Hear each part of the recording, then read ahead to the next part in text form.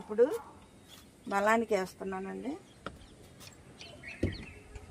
ఇవ్వండి బనానా, మనకి దేవుడి పళ్ళు అన్నమాట. దేవుడు పెడతాం కదా ఆ పళ్ళు. ఇవి అరటి పళ్ళు బాగా పనిచేస్తాయండి డ్రాగన్ ఫ్రూట్ మొక్కకి. ఇలాగా వెయ్యి తవ్వి కొంచెం మట్టి తీసి ఇలా సిదిమేసి వేసేయాలండి. గొయ్యిలో వేసేసి మట్టి కప్పేయాలి. డ్రాగన్ మొక్కలు అన్నిటికీ వేస్తాను. ఇప్పుడు ఒక్కొక్క దాంట్లో ఒక మొక్కకి 2 వేసేస్తున్నాను. చాలా మొక్కలు ఉన్నాయి కదా మనకి.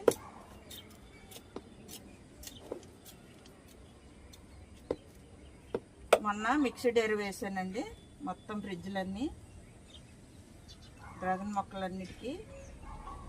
ఆ ఎరువు కూడా బాగా కాస్తాయండి. మన ఛానల్లో వీడియోలో పెట్టాను.